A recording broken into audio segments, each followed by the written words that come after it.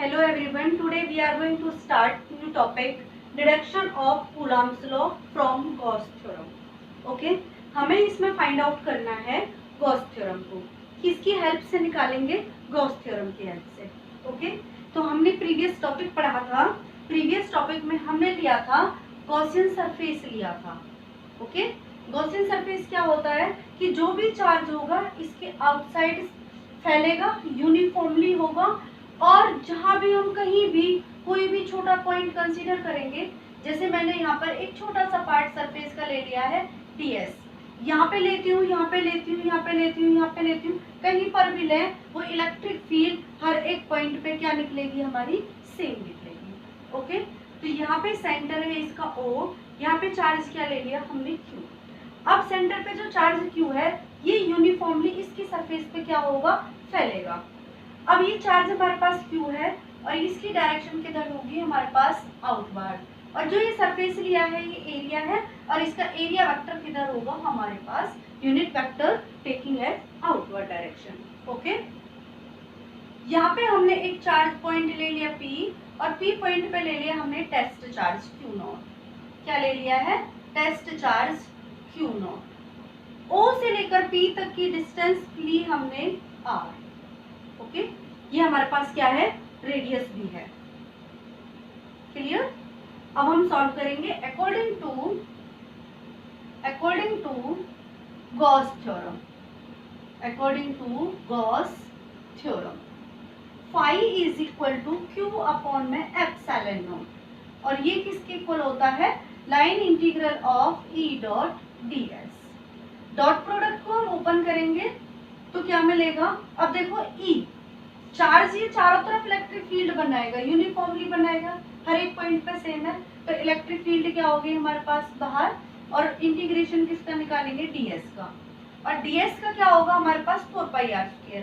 अब आप सोच रहे होंगे ये डॉट प्रोडक्ट है, ये ओपन नहीं हुआ. आप इसको ओपन कर सकते हो डॉट प्रोडक्ट को. E ds cos theta.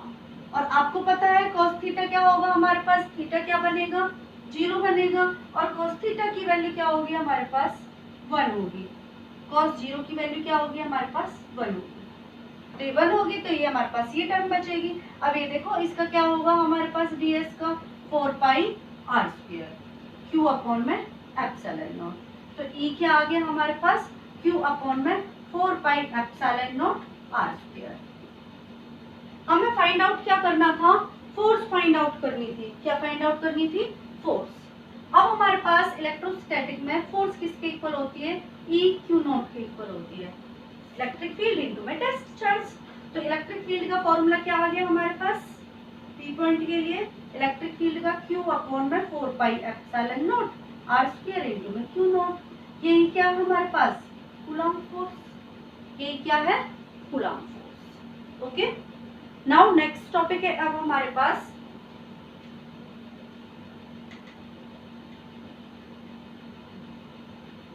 Electric field intensity निकालनी है. किसके पे? होलोस्फीयर के लिए या spherical shell. Electric field intensity due to a uniformly charged spherical shell. Okay? Shell क्या होगी आपके पास? होलो. सेम उसी तरह से एक होलोस्फीयर कंसीडर कर लिया. सेम. अच्छा होता डायग्राम इरेज नहीं करती तो, ध्यान नहीं रहा. अब ये देखो यहाँ पे चार्ज हमने क्यों ले लिया? सेंटर O सेम उसी की तरह. अब हमें क्या लेना है? इसमें दो पार्ट बनेंगे हमारे पास, आउटसाइड और इनसाइड. फर्स्ट ले रहे हैं हम आउटसाइड. ये चार्ज है हमारे पास. अब इसकी जो हमारे पास फील्ड लाइंस होंगी रेडियली आउटवर्ड होंगी. तो रेडियली आउटवर्ड होंगी तो हमें आउटसाइड के लिए लेना है. तो कोई भी पॉइंट ले लेते हैं. आउटसाइड ये हो गया हमारे पास P पॉइंट. तो इसके लिए हमें गॉसियन सरफेस बनाना पड़ेगा इस तरह से, क्योंकि आपके पास ये चार्ज होगा स्फेरिकल रेडियली फैलेगा. अब यहाँ से ये डिस्टेंस हमारे पास r और ये डिस्टेंस क्या ले ली हमने, कैपिटल आर। ये हमारे पास क्या हो गई, कैपिटल आर। हमें इस पी पॉइंट के लिए इलेक्ट्रिक फील्ड फाइंड आउट करनी है, तो यहाँ पर हम एक स्मॉल सरफेस कंसीडर करेंगे। ये हो गया हमारे पास ds। इस पर इस पॉइंट के लिए इलेक्ट्रिक फील्ड कहाँ होगी हमारे पास, आउटवर्ड, और यूनिट वेक्टर भी क्या होगा हमारे पास, n। सेम उसी की तरह, पहले की तरह, तो क्या आ जाएगा हमारे पास, phi is equal to Q upon में epsilon naught line integral of E dot ds। Same होगा, दोनों सेम डायरेक्शन में है, थीटा हमारे पास 0 होगा, तो ये आ जाएगा हमारे पास q upon epsilon not e। ये बन जाएगा 4 पाई, बाहर के लिए कैपिटल R का स्क्वायर, और e आ गई हमारे पास q अपॉन में 4 pi epsilon not r square. Okay, ये आ गई हमारे पास आउटसाइड। अब इसी तरह से हम ये यहाँ से लेकर इस पॉइंट पे आ जाएं, ये पॉइंट ले लें p dash. p dash point कहाँ पर है, p dash point is at the surface, surface of the sphere, sphere के सरफेस पर है। तो स्फीयर के सरफेस पर है, तो जो ये कैपिटल आर थी, अब ये यहाँ तक ये आर आर ही हो जाएगी, यही से सॉल्व कर सकते हैं। तो इसका मतलब है आर किसके इक्वल होगी, आर के इक्वल। तो हमारे पास इलेक्ट्रिक फील्ड क्या बन जाएगी, क्यू अपॉन में 4 pi epsilon naught R square. और इसी पॉइंट पर क्या होगी, ये इलेक्ट्रिक फील्ड हमारे पास मैक्सिमम होगी। ओके, अब है हमारे पास इनसाइड, कौन सा पॉइंट लेना है हमें, इनसाइड पॉइंट लेना है। और इनसाइड के लिए हमें जो पॉइंट है वो इस स्फीयर के अंदर लेना पड़ेगा। कहाँ लेना पड़ेगा, अंदर लेना पड़ेगा, इनसाइड। सेकंड पॉइंट है ये आपका इनसाइड के लिए। अब ये देखो, इनसाइड के लिए ये सरफेस पे लिया था, अब ये अंदर पॉइंट आएगा, कोई भी पॉइंट यहाँ पर आ जाए। अब ये देखो, जो चार्ज होता है हमारे पास, ये चार्ज बाहर आ जाता है, अंदर तो कोई चार्ज रहता ही नहीं है कंडक्टर के। जब अंदर कोई चार्ज है ही नहीं हमारे पास, क्यू हमारे पास क्या है, 0 है, तो इलेक्ट्रिक फील्ड भी क्या हो गई, inside the conductor spherical shell क्या हो गई हमारे पास, 0 हो गई। ओके, आई होप ये दोनों टॉपिक आपको क्लियर हो गए होंगे। अब इसी तरह से हमने ये स्पेरिकल शेल लिया चार्ज, अब हम लेंगे आपके लिए एक नॉन कंडक्टिंग सॉलिड स्फीयर, वो भी इम्पोर्टेंट है, इसी के हिसाब से करेंगे, बहुत इजी है। Electric field intensity due to a non conducting, due to a non conducting, due to a non conducting, non conducting charged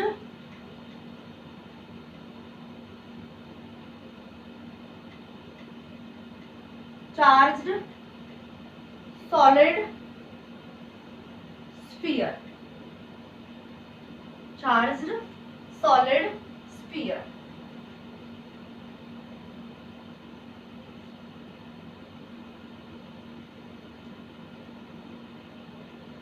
charged solid sphere के लिए। ओके, अब हमें क्या लेना है, एक स्फीयर कंसीडर करना है, बट अब की बारी हमारे पास होलो नहीं है, सॉलिड है। सॉलिड है तो हमारे पास सॉलिड के लिए चार्ज डेंसिटी क्या होगी, चार्ज डेंसिटी क्या होगी इसके लिए, चार्ज डेंसिटी क्या होगी, वो क्या होती है आपके पास, वॉल्यूम चार्ज डेंसिटी होती है, और जिसको हम किससे डिनोट करते हैं, रो से डिनोट करते हैं, और रो किसके इक्वल होता है, Q अपॉन V के इक्वल होता है। ओके, अब इसमें देखो कंडीशन, हम सारी कंडीशन लेंगे इसमें भी।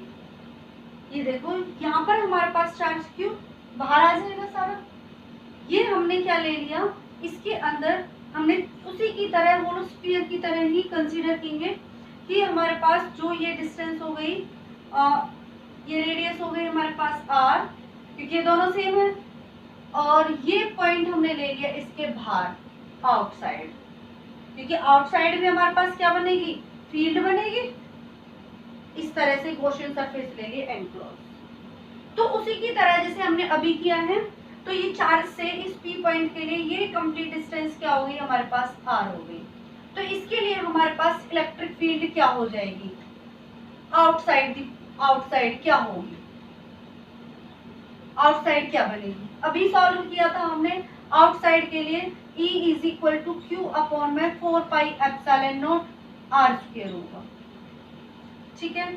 और सरफेस पर इस पॉइंट पर आकर एट दी सरफेस आपको ये सॉल्व करके दिखाना है। मैं इसमें इसलिए सॉल्व करके नहीं दिखा रही हूँ क्योंकि मैंने ये अभी अभी किया है सॉल्व, बिल्कुल उसी तरह से सॉल्व होगा। ओके, तो एट दी सरफेस पे क्या होगा, सरफेस पे ये आर किसके इक्वल हो जाएगी, आर के इक्वल, तो ये आ जाएगी हमारे पास क्यू अपॉन में 4 pi epsilon naught R square. और इस पॉइंट पर हमारे पास ये क्या बन जाएगी आपकी मैक्सिमम, क्या होगी मैक्सिमम। ओके, अब ये देखो हमें इस सॉलिड स्फीयर के अंदर देखना है, अंदर आ जाएगा, ये पॉइंट ले लिया, ये पॉइंट यहाँ पे आ गया हमारे पास पी पॉइंट, क्योंकि इनसाइड है और ये नॉन कंडक्टिंग है तो चार्ज जीरो नहीं होगा, चार्ज होगा।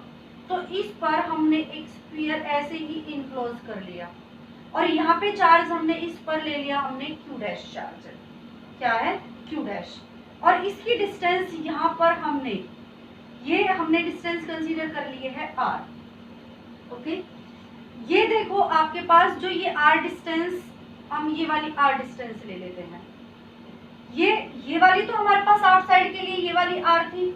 ओके, इस वाले पॉइंट के लिए ये आर थी, यहाँ पर जो ये आर है वो ये आर से ये लेस है, इस वाली आर से ये लेस है। आप ध्यान रखना, क्वेश्चन आता है, क्वेश्चन में आपको कंफ्यूज करेगा R is less than, R is greater than, वो अपने माइंड को सेट करना है आपको, उसी तरह से कंफ्यूज होने की जरूरत नहीं। यहाँ तक की डिस्टेंस हमने पास आउटसाइड आर ली थी, यहाँ सरफेस तक की डिस्टेंस हमारे पास ये आर थी। अब इनसाइड के लिए भी हमने कैपिटल आर ले लिया है, बट ये कैपिटल आर इस स्मॉल आर से कैसी आपकी छोटी है। यहाँ पर क्या थी आपकी, ये आर ग्रेटर थी, ये आर क्या थी आपकी ग्रेटर थी इस आर से, और अब है R is less R. Okay, अब इसके लिए हमें इलेक्ट्रिक फील्ड निकालेंगे, सेम आएगी, क्यू आपके पास चेंज हो जाएगा, Q dash 4 pi epsilon, medium होगा एप्सिलॉन, और डिस्टेंस क्या हो गई हमारे पास आर, डिस्टेंस क्या हो गई हमारे पास आर। अब इस क्वेश्चन को हम सॉल्व करेंगे, सॉरी आर स्क्वायर आएगा, वॉल्यूम चार्ज डेंसिटी की फॉर्म में सॉल्व करेंगे। तो यहाँ से हमारे पास रो जो है वो किसके इक्वल होगा, क्यू डैश अपॉन में वी, तो क्यू डैश की वैल्यू क्या आ जाएगी यहाँ से रो वी, और वी क्या होगा हमारे पास 4/3 पाई आर क्यूब, क्या होगा pi are cube. Okay, pi are cube. अब इस वैल्यू को यहाँ पे पुट करेंगे तो E is equal to Q dash की वैल्यू आ जाएगी, इसको इक्वेशन फर्स्ट मान लो और यहाँ पे लिख देना from equation first, E is equal to Q dash क्या आ जाएगा रो 4/3 पाई आर क्यूब, और अपॉन में रहेगा 4 पाई एप्सिलॉन आर स्क्वायर। ये आपके पास 4 पाई से 4 पाई कैंसिल, ये आर बच ऊपर आर बचेगा, तो ये मिलेगा आपको रो आर और 3 एप्सिलॉन। ओके, और ये मिला यहाँ पर R is directly proportional to R.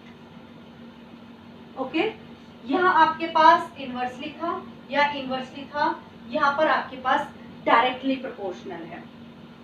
Okay, अब इसके लिए हम ग्राफ ड्रॉ करेंगे, क्या करेंगे ग्राफ ड्रॉ करेंगे।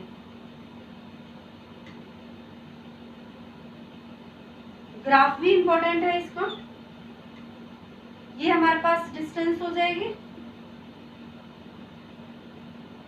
Distance from the centre,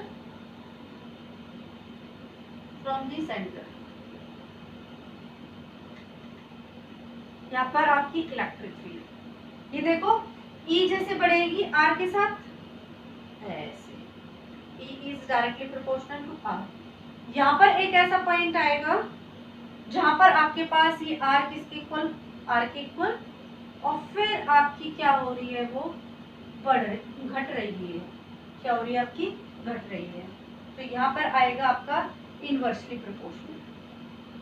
okay, I hope ये तीनों टॉपिक आपको क्लियर हो गए होंगे और इन्हीं तीनों टॉपिक्स को अच्छे से करना है और आगे टॉपिक्स होंगे इन्हीं की तरह होंगे, सिमिलर होंगे। ओके।